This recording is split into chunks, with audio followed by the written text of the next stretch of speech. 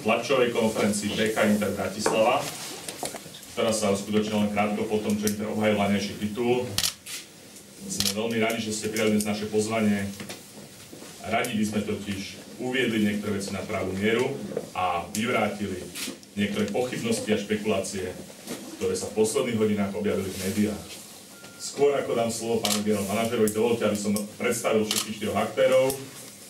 Pán Michal Ondruš, generálny manažer BK Inter Bratislava, pán Daniel Jakabovič, konateľ BK Inter Bratislava, pán Oleg Meleščenko, tréner, pán Martin Rančík, vynikajúci hráč BK Inter Bratislava. Nech sa páči, pán generálny manažer, vám teraz prečíta oficiálne stanovisko klubu. Dobrý deň, všetkých vás tu vítam. Na jednej strane som rád, že tak na jednej pošte, na druhej strane nie je veľmi rád, že práve pri takejto situácii verím, že keď pôjde o šport, tak rovnako v vojnom pošte sa tu stretneme opäť. Skôr než sa pokúsim objasniť nejaké naše jednoznačné stanovisko, prvý bod, čo chcem povedať, je, že my, Inter Bratislava, sa cítime touto situáciou najviac poškodení a dotknutí. To je to hlavné, kvôli čomu sme dneska tu. Nám bolo v priebehu včerajšieho dňa doručené rozhodnutie Rádnej komisie SBA o konzumácii a osude 4. finálového zápasu, čiže to je taká konzumácia. Vzhľadom na to je výsledok série 4-0, posledku čoho sme sa stali majstrami Slovenskej republiky pre sezónu 2013-14. K priebehu série som povedal len to, že prvé dva zápasy v Bratislave sme vyhrali a do Prievidze sme cestovali za stavu 2-0. Jednoznačným cieľom zvládnuť úspešne a vyhrať ďalšie dva zápasy a ukončiť sériu 4-0, tak ako sme ukončili štvrťfinálovú a semifinálovú sériu predtým s Levicami a s Komárnom. Pri Jade sme sa dostali k tretinu zápasu Prievidzi, počas ktorého došlo k udalosti, ktorá sa odohrala, ku ktorej sa nechceme a nemá zmysel nejak špeciálne dlhodobo a dlhosiahlo vyjadrovať, pretože všetko bolo povedané, napísané. V posledných dňoch, hodinách sa vedú a šíria diskusie a médiá vlastne tiež nezaostali v ničom a šíria sa rôzne ďalšie informácie a dezinterpretácie. Tretí finálový zápas v piatok 9. mája bol ukončený po zranení priameho účastníka zápasu Roberta Karniša v dôsledku hádzania nebezpečných predmetov na hraciu plochu. Následne bol zápas kontumovaný ešte večer alebo v noci 9. mája. My sme toto rozhodnutie Rádnej komisie zobrali na vedomie a za stavu 3-0 sme sa riadne chystali na štvrťfinálový zápas, ktorý sa mal odohrať v sobotu, opäť v Prievidskej športovej hale. Absolvovali sme riadny sobotný predpoludnejší tréning. Všetky kroky, ktoré súvisia s prípravou družstva na zápas, sme zvládli a úprimne sme sa tešili, že teda konečne budeme mať šancu nastúpiť a zahrať si basketbal. Rovnako ako deň predtým chceli sme ho vyhrať na ihrisku. Super sa žiaľ nedostavil, zápas bol opäť skontinuovaný. Čiže opäť stav série je tým pádom 4-0 a finále je ukončené. Inter sa stal majstrom. Hoci Prievidza, vieme všetci dobre, má ešte nejaký priestor na odvolania v rámci predpisu o odvolacom námietkovom konaní, takže pokiaľ máme informácie, minimálne po treťom zápase nejaké odvolanie zaslali, ale to už je otázka niekde inde. Nás samozrejme neteší, že celá séria dopadla, ako dopadla. Boli by sme naozaj radšej, keby sme ju ukončili úspešne na ihrisku, na palubovke a nie takýmto spôsobom. Sme však presvedčení, že vzhľadom na výkony v celej sezóne, vzhľadom na priebežný stav série, ktorý bol po domácich zápasoch 2-0, sme presvedčení, že by sme ju ukončili úspešne aj iným ako takýmto spôsobom. Samozrejme, titul nás teší. a my k nemu pristupujeme rovnako ako titulu získanému riadnym spôsobom na polobolke. Ja len opakujem, konštatujem, že Inter obhajuje titul majstra Slovenska. K tomu priebehu nešťastnému v tom 3. 4. zápase musím povedať, že naozaj sme to práve my, Inter, to sa cíti byť poškodený. A nie málo. Cítime sa poškodení rovnako medializovanými informáciami, ktoré sú aj prekrútené a naozaj sme rozhorčení a veľmi smutní z toho, čo sa teda deje a dialo v posledných dňoch a hodinách. Celý rok družstvo, hráči, tréner, vedenie sme tvrdo pracovali a naozaj tvrdo pracovali na tom, aby sme sa prebojovali do finále, aby sme neboli úspešní. Mali sme jediný cieľ, k tomu sme aj smerovali. Obhájiť titul majstra Slovenska. Na priebeh tých nešťastných udalostí počas 3. a 4. finálového zápasu nemal Inter žiadny vplyv, ale žiadny vplyv. Dostali sme úlohy statistov a miesto basketbalu sme očakávali, aký vývoj bude mať celá situácia. Čo sa stane, aké rozhodnutia hracej komisie prídu alebo neprídu. Odmietame tvrdenia akékoľvek, že by sme si titul nezaslúžili, že by sme ho získali neprávom, nakoľko celý incident sme nespôsobili ani my, to znamená klub Inter Bratislava, ani naši fanúšikovia. Problém bol spôsobený prievidskej športovej hale prievidským fanúšikom. Je to samozrejme situácia, ktorá sa môže vyskytnúť kdekoľvek. V Prievidzi, v Bratislave, v Spišskej Novej Vsi, na basketbale, na futbale, na hádzané, kdekoľvek. Nikto to nemôže dopredu vylúčiť. V každom prípade opäť sa ukázalo, aké dôležité je zabezpečiť riadnu ochranu, riadnu úspravodajskú službu, bezpečnosť priamých aktérov stretnutí v akomkoľvek športe. Inter 9.5. a 10.5. pricestoval do Prievidze hrať basketbal a vyhrať.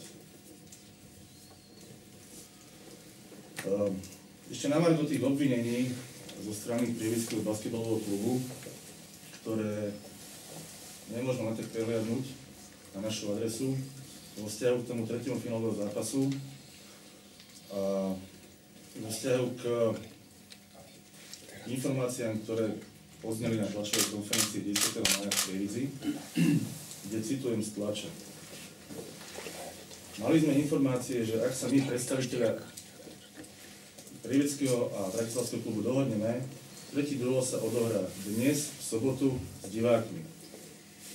Takmer hneď po piatkovom incidente interisti chceli, aby sa zápas dohral. Koniec citátu.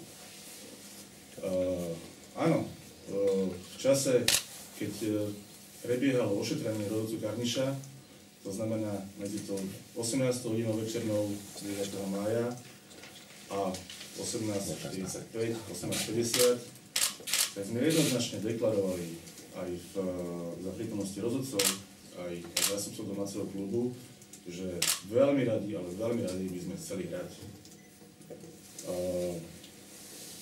Zápas bol však ukončený hlavným arbitrom, to znamená, my k tomu nemáme čo dodať viac. V piatok večer, podotýkam, my sme samozrejme s družstvom dostávali v Prievidzi, respektíve konkrétnejšie v Bojniciach, lebo nemá zmysel cestovať hore-dole, takú vzdialenosť pri tak vážnej udalosti ako je finále. V piatok večer, presne v čase 22.08, nám bolo prostredníctvom mailovej komunikácie doručené rozhodnutie Hracej komisie SBA. A zhruba v tom istom čase sme sedeli spolu s domácimi funkcionármi a diskutovali sme o vzniknutej situácii, pričom tí za nami prišli s požiadavkou v sobotu opakovať tretie finálové stretnutie za prítomnosti divákov.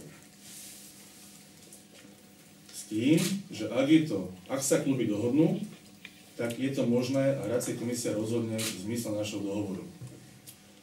S uvedenou požiadavkou sme nesúhlasili otvorene, z dôvodu, že o veci tejto situácie koná príslušný riadiaci orgán, to znamená riadiacia komisia SBA, a my budeme rešpektovať akékoľvek rozhodnutie, ktoré vzíde, dokonca s prísľubom, že nech je akékoľvek, Inter Bratislava sa v žiadnom prípade nebude odvolávať voči rozhodnutiu, aj keby napríklad sme si nesúhlasili. Myslím si, ja som presvedčený, že naozaj z nášho pohľadu sme viac aj smerom funkcionárom Prievidze nemohli urobiť. Opakujem, chceli sme hrať basketbal, ale riešenie, aké požadovali funkcionári Prievidze, žiadny predpis SBA, žiadny predpis hracej komisie, žiadny predpis v basketbale nepozná, a nielen na Slovensku.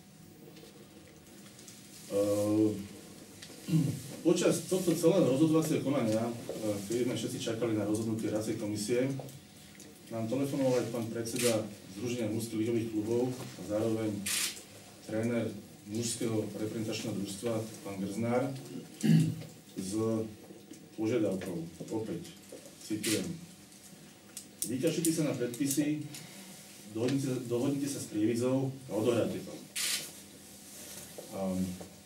Zrejme, podľa tejto požiadavky pána predsedu, o takejto možnosti sa dozvedeli aj domáci funkcionári Prievidze práve od neho. Na uvedenú požiadavku pána Grznara sme reagovali spôsobom, že takýto postup by bol absolútnym bezprecedentným konaním a porušením jasných platných predpisov a my naozaj budeme čakať na rozhodnutie hracej komisie, tak ako sme slúbili aj prievidským funkcionárom. Pánovi Grznarovi sme tiež povedali, že práve len z titulu svojich funkcií, pozícií, nielen ako predsedu klubov, ale aj šéfa reprezentácie, on by mal byť práve tým prvým a dôležitým človekom, ktorý by mal dbať na dodržiavanie platných predpisov, pravidel basketbalu a platných noriem v rámci slovenského basketbalu.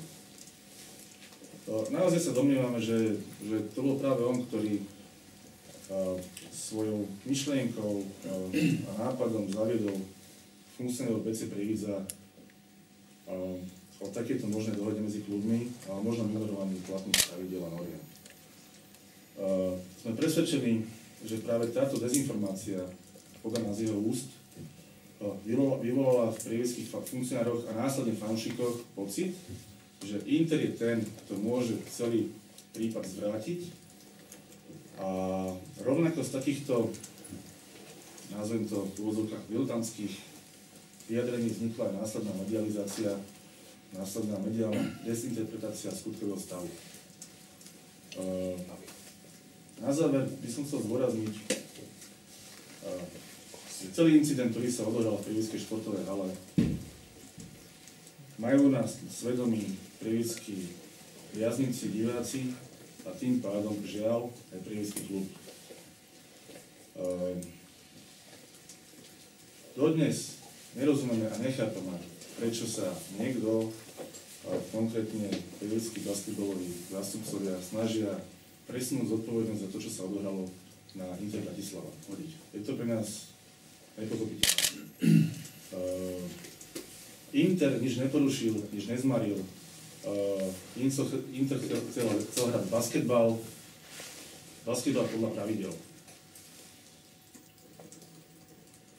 O to väčšie do dnešného dňa, do tohto momentu, je naše prekvapenie z následnej reakcie domáceho klubu nenastúpiť na štvrťfinálový zápas.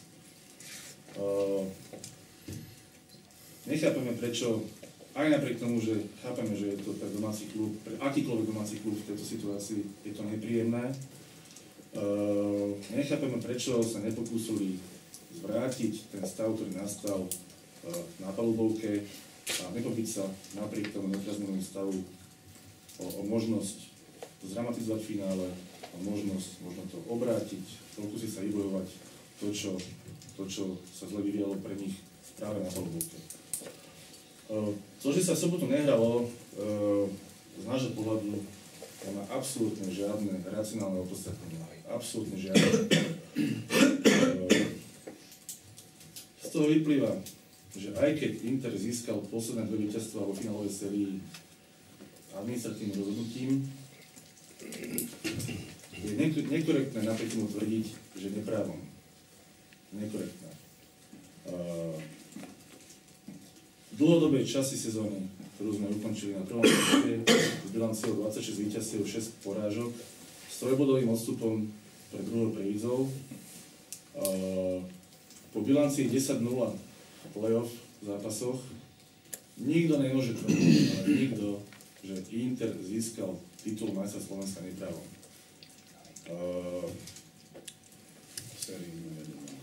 Navyše, do Prievidze sme pricestovali s vedením 2-0,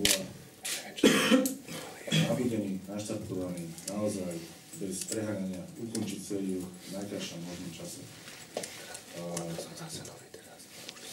To znamená, toto je naše stanovisko, naše odôvodnenie. Verím, že aj s pomocou týchto slov, týchto vied budú niektoré názory, vyjadrenia, interpretácie upravené do podoby, do aké majú byť.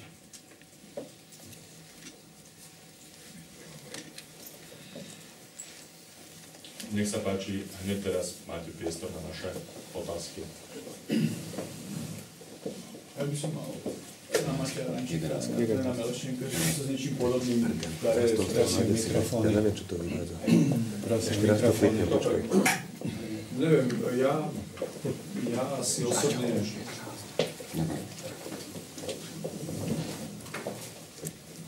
viackrát som sa stretol s takými situáciami, či cez televíziu, alebo cez nejaké príhody, ale nejak osobne súčasťou takéto situácie som určite nebol.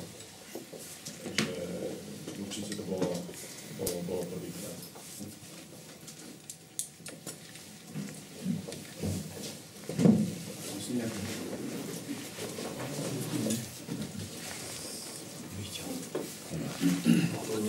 Ja môžem povedať, že ešte keď som bol hráč, mal som približný aspoň také situácii, bol som hráč Lokomotív minerálnej vody a hrala sa za 3. miesto, už to bol play-off proti CSK a tréner CSK rozhodol v 3. štvrtine, že on odstúpi do zápasu, nebol spokojný s rozhodcami a odstúpil. Kontumačné mi prehrali celkovú sériu a my ako Lokomotív minerálnej vody stali 3. a to bol taký doživotný úspech na ten čas. Takže veľakrát som to zažil a je ako pomocník trénera v Rusku, nie že veľa, za párkrát boli také podobné situácie, ale vždy rozhodnutia boli podľa pravidel. Pretože od začiatku sezóny, keď ty nastupuješ, to si hráč, alebo tréner. Ty tým pádom, že ty si dostal povolenie makať, ty buď akceptuješ tieto pravidla, alebo nie. Žiadny dôvod k tomu, čo sa stáva, my ako Inter nemáme s tým nič spoločné. To je všetko.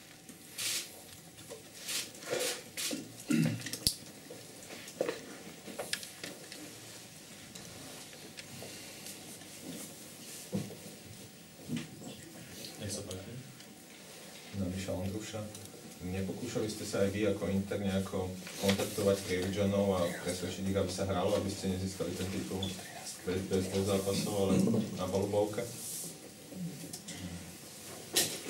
Tak ako som už spomenul,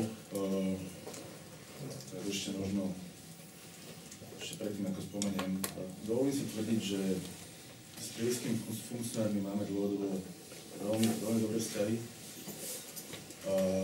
A to, čo sa stalo, verím, že ich nenaštrbí. V každom prípade, opakujem, my sme boli s domácimi zástupcami v kontakte v podstate stále.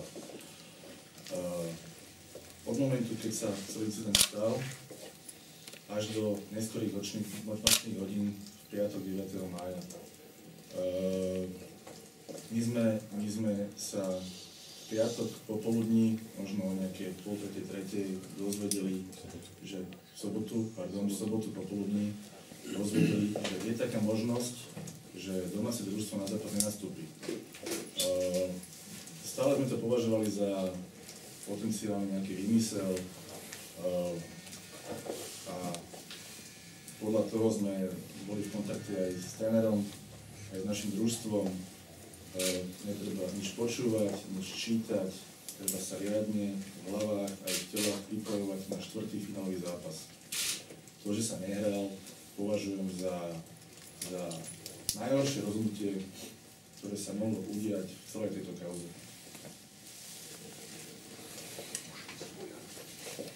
Hovoríte, že nenavštívili vzťahy, ale myslím, že aj z tej vášho hľadiska by mohlo navštíviť vzťahy, že vy by ste mohli byť na ne nahnevaní. Teraz ste hovorili, že oni na vás. Z vášho hľadiska ako je to, lebo tie informácie, čo chodili z Prievidze, boli také, by som povedal, dosť jednostranné. Dokážem čiastočne pochopiť frustráciu, ktorá v tom prievidskom tábore nastala. Na druhej strane nedokážem pochopiť iracionálne rozhodnutie, ktoré urobili. Verím, že celé toto nie je príliš vybrané divadlo, čo najskôr skončí a vrátime sa do normálu. Keď sa venujete basketbalu, čo ste boli aj predsedom ZNBK, že? A aj z tohto hľadiska Prievidzi zaznievalo niečo o konci basketbalu a tak ďalej. V Nitre sú problémy. Čo s tým dáme? Čo s tým slovenským basketbalom? Absolútne mi neprislúcha komentovať a hodnotiť situáciu či už športovú, alebo ekonomickú, alebo akúkoľvek v iných kluboch. Samozrejme, na druhej strane by som bol veľmi nerád, aby kdekoľvek basketbal chyboval, aby sa smeroval nejakému koncu. To bol už Prievidzi, ktorá, tak ako som povedal, neviem, do ktorého média má naozaj tradíciu a značku a takéto vyvodenie nejakých dôsledkov ako koniec, ja si nepripúšťam, ale opakujem, netuším a nemám možnosť vedieť, čo sa tam teraz deje. Ja sa opýtam inak, že neuvažujete nad tým, že možno hrať aj inú ligu alebo tak, lebo vyzerá to zle, keď Levice, Spišská, teraz sa k tomu Nitra pridala Prievidza tiež niečo, či sa tá liga oplatí a budúci rok hrať Karlovka, stále nevie, či bude hrať Extraligu, či bude 10 tímov. Akákoľvek špekulácia smerom k tomu, koľko bude mať Liga Slovenská účastníkov a kto to bude, je zbytočná do momentu, než sa uzavrie termín podávania prihlášok do novej sezóny.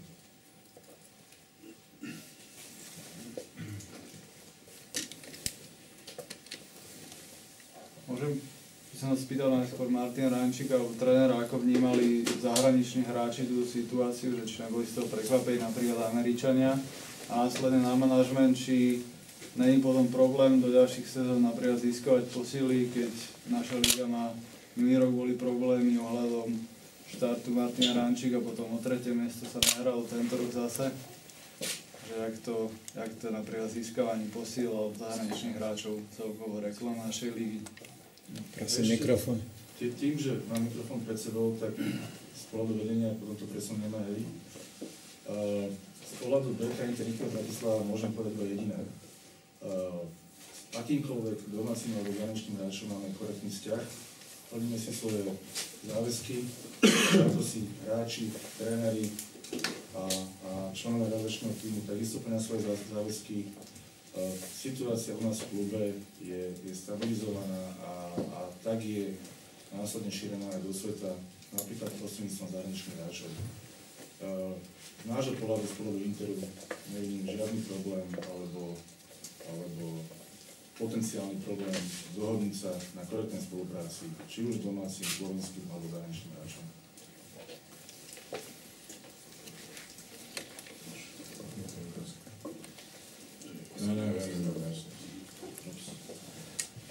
No, či už Američania, alebo Samo, Bully sme tu už boli, sú tu už druhý rok, takže oni sa v podstate do dozvedali informácie za pochodu ako my všetci. Ja som sa im to snažil čo najlepšie s trénerom a s vedením čo najlepšie objasniť a nebolo to jednoduché. Nechápali situáciu a nechápali, prečo sa nehrá.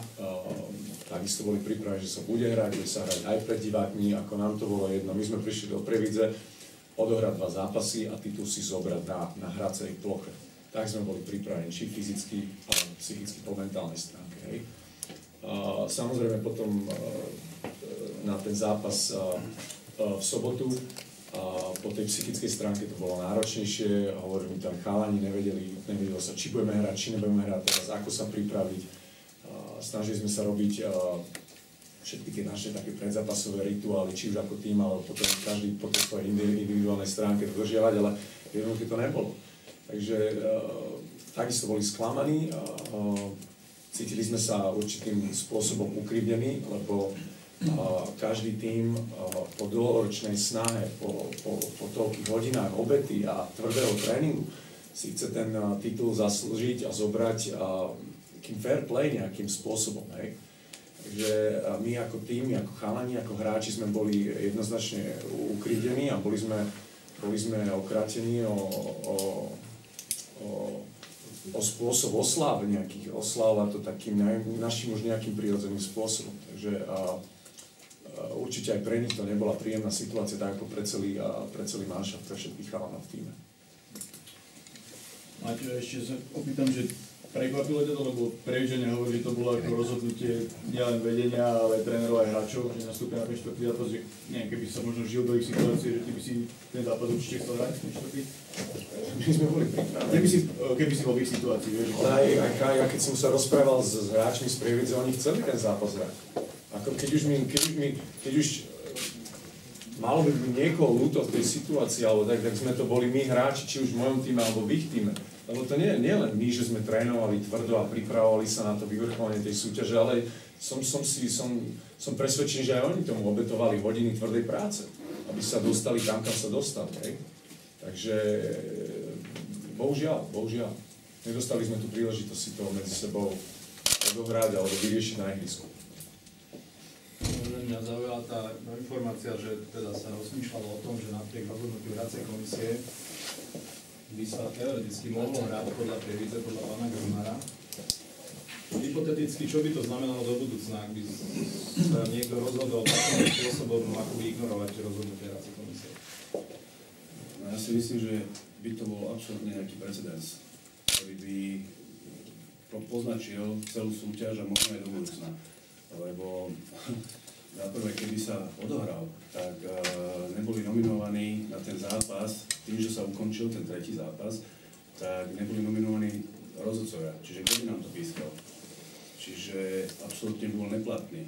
A tu proste na Slovensku je zvykom obchádzať všetky pravidlá, všetky nejaké zásady, ktoré sú predom niekde napísané a dohodnuté, to ďalej takto nejde.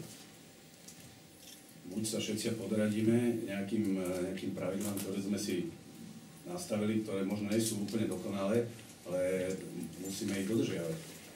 A tu, keď niekomu to niečo nevyhovuje, tak už hľadáme, kde by sme to obišli.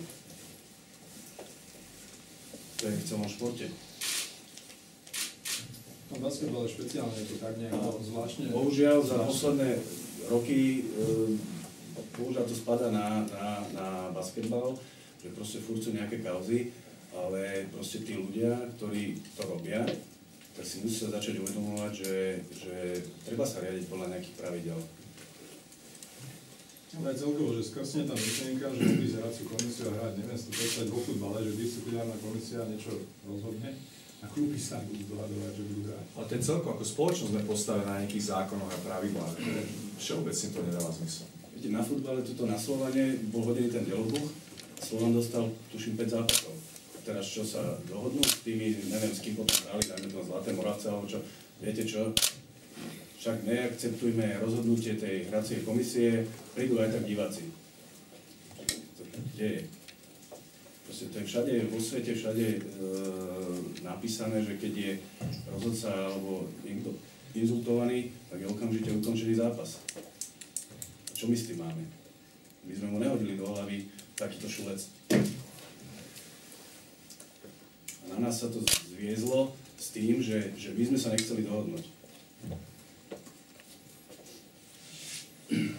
Môžeme maličko povedať. My sme, ja som keď hral vo voľnom čase basketbal, tam v Prievidzi, v lete. Tak som, jedinkrát tam niečo sa stalo, viete, ako to býva na tréningu alebo na zápasy, my sme boli úplne samostatní. A jeden Slovák mne pekne vysvetlil. Keby neexistujú. Ja nebudem akceptovať, keď niekto pýta keby. A nechcem odpovedať, čo by sa stalo, keby táto situácia bola na Bratislave Inter. A bolo by to z našej strany. Tak nejdeme o tom debatovať. Keby to sa stalo. A my s tým nemáme nič spoločné. A celú sezónu my dokazovali, že my chceme vyhrať ten titul.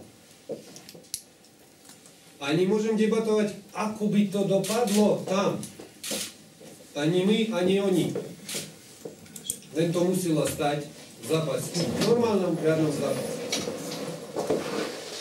Takže je to úplne zbytočné, keby staviť otázku tak. A to mne vysvetlil Slovák. A ja za tým stojím. To je taká otázka.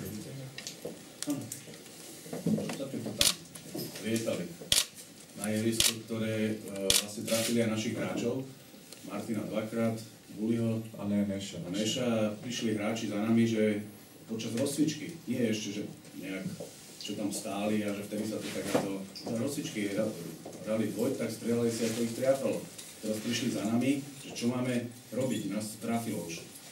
Tak sme hovorili, kašite na to, si to nevšímajte, nebudeme tu nejak rozvírovať nejaké emócie a hrajte ďalej. Ja si neviem predstaviť, keby to bolo u nás, hej? Že čo by sa stalo? Čo by pán Krajinovič tu rozvíjali akú debatu o tom, čo to robil celé to divadlo. Takže my sme aj napriek týmto všelijakým atakom chceli hrať a nie sa sťažovať a rozvidovať emócie.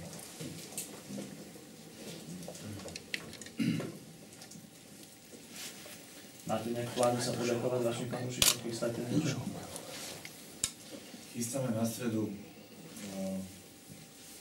spoločné posedenie s fanúšikmi spojené s autogramiádou, pretože aspoň takým spôsobom by sme sa chceli rozlúčiť so sezónou, krajšie ako je tomu teraz. Rozlúčiť sa aj s hráčmi, ktorí pomaličky budú cestovať domov. Mnohí z nich to samozrejme mimo Bratislavy, takže určite niečo. Môžeme vrátiť fanúšikov, že bohužiaľ akurát práve oni vy ste priamo na to doplatili. Aktuálne, keď ste chceli hrať, nehrali ste, ale fanúšikovia či Prievidzi 3000 divákov, tu bolo tiež 4000 divákov, dáme po našich finálových zápasoch. Teda si to nenaslúžia si ten slovenský fanúšik takto, aby ten basketbal sa mu odplácal. Neobviňujem vás. Ja s tým samozrejme môžem len súhlasiť. Nakoniec teraz použijem to Olegovo keby. Tá séria sa mohla vrátiť do Bratislavy späť. Mohlo tu byť opäť 3000 ľudí. Kto je poškodený?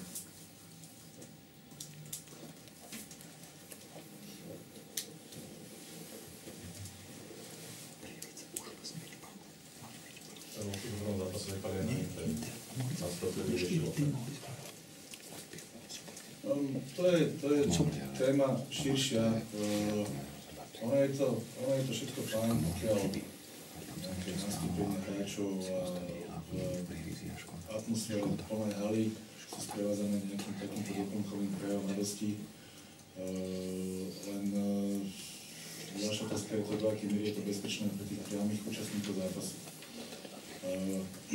Sme svedkami na celom svete rôznych tých padajúcich papierikov, pozlatí, trbietkov, alebo jak sa to volá. Naozaj to dotvára veľmi peknú atmosféru, pokiaľ tá hala je plná. Urobte si každý názor o tom, že či takýto kotúčik, keď sa naozaj nemusí rozvinúť tak ako to možno niekto má v pláne, tak keď dopadne kdekoľvek v tom pôvodnom zložení, či je to bezpečné.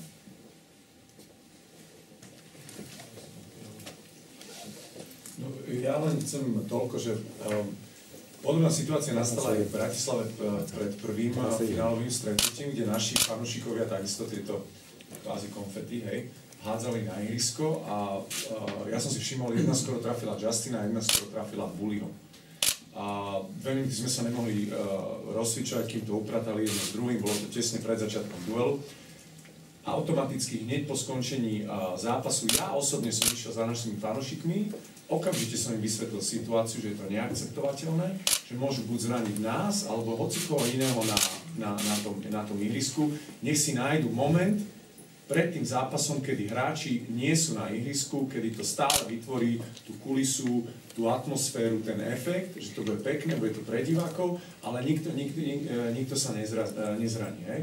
Na to fanúšikovia ma posluchli a ten sobotný zápas, presne tak, si vybrali úplne iný moment, kedy my sme neboli na ihrisku, splnilo to efekt, nikto sa nezranil, išlo sa ďalej. Takže ja som sa, toto som riešil s našimi fanúšikmi, boli výborní, týmto sa im chcem poďakovať, lebo naozaj ma posluchli a potom splnilo to účel a bolo to safe, bolo to bezpečné.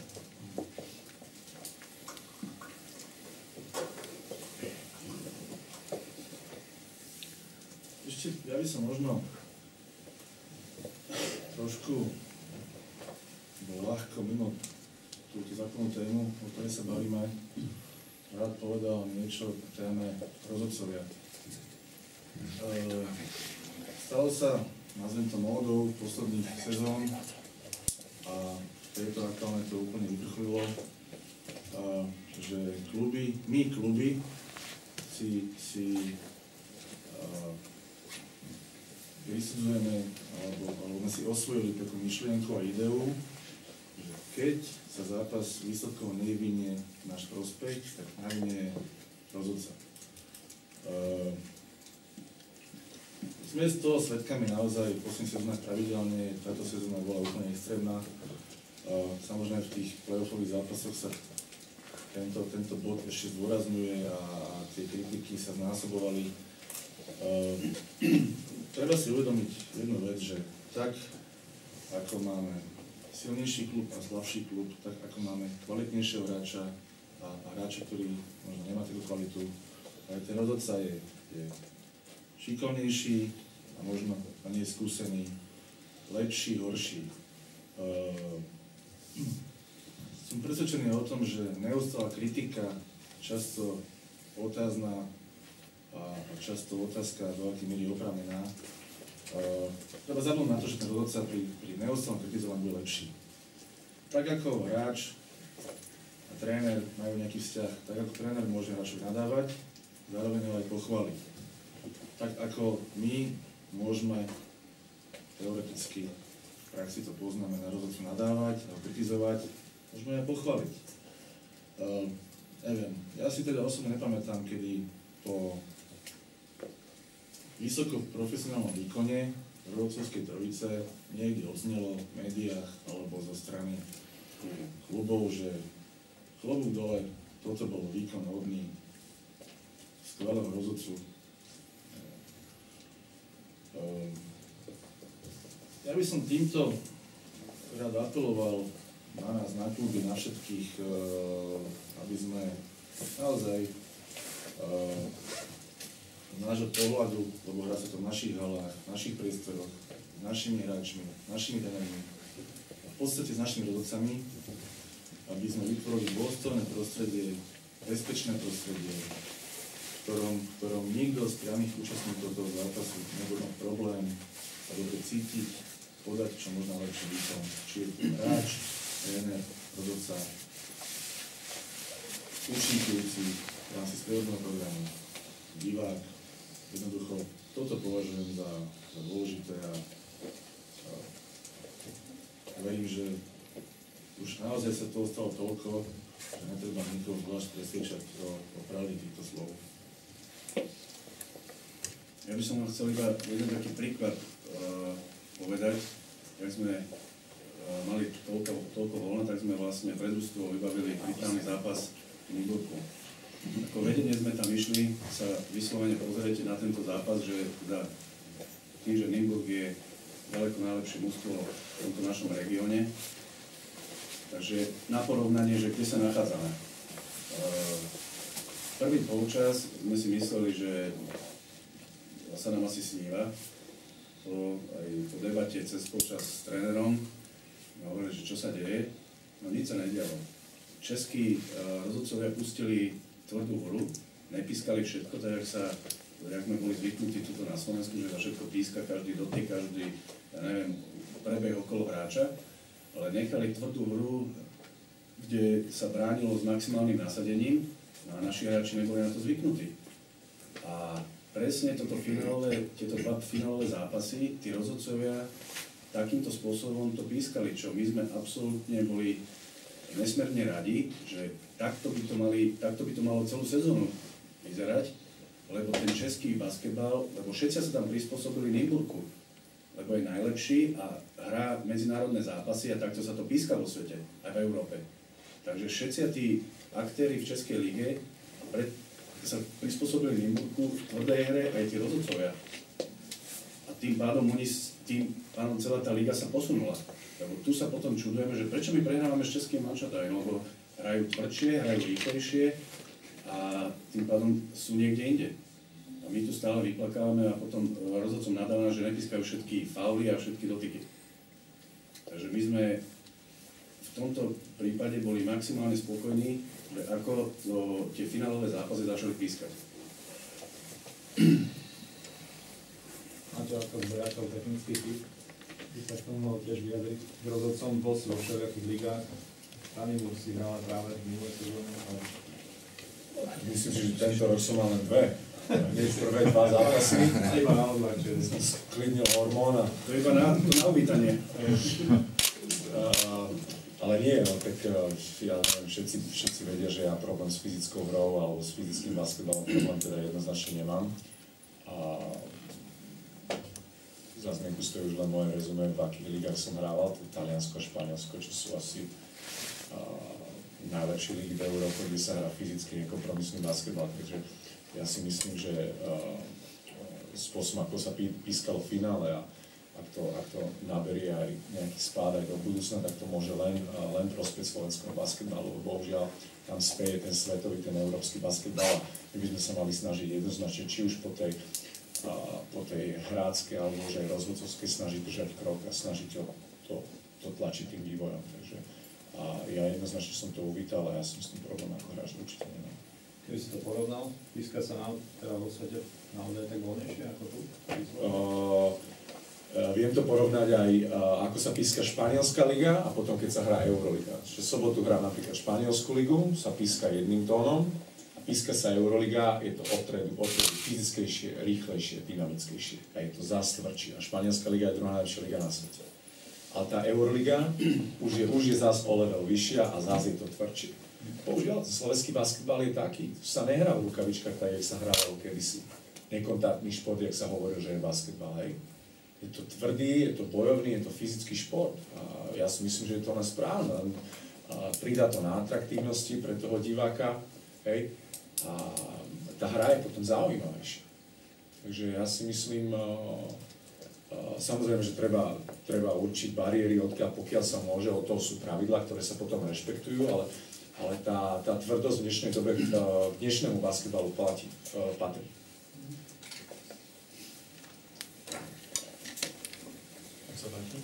Viete už, kedy dostanete medaily a trofej?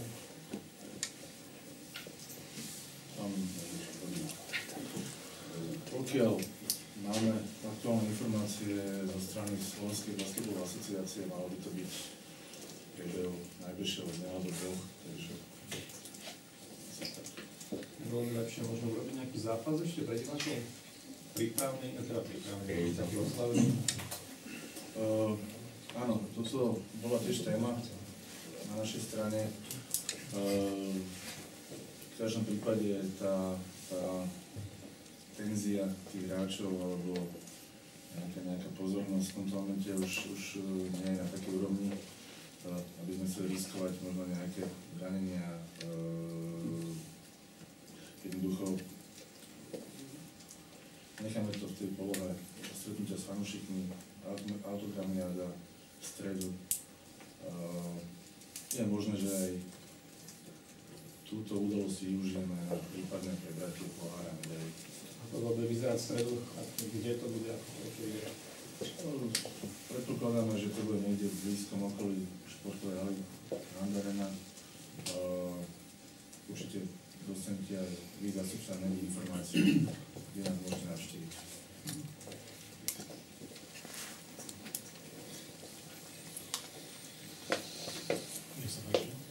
Ja by som ešte na okraj toho terajšieho finále v úvodzovkách povedal, lebo som tam bol ako bývalý funkcionár, som sa zviezol s našimi chlapcami, aj som s nimi odchádzal. A mám dojem, že tam trošku, samozrejme emócie hrali, ale trochu aj domáci funkcionári mohli zakročiť, pretože pri odchode vlastne sme museli pod policajnou ochranou odchádzať, pretože sa tam nazbieralo možno 200-300 fanúškov, väčšinou síce mladých, a dosť hanlivé slova používali proti našim hráčom, ako keby za niečo mohli, o tom ste doteraz počuli. Boli tam dokonca aj mažoretky v dresoch, to znamená, že bolo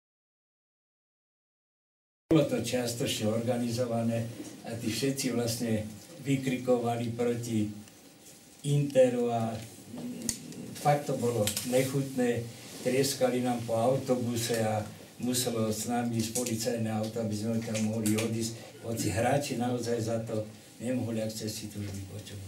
To je všetko.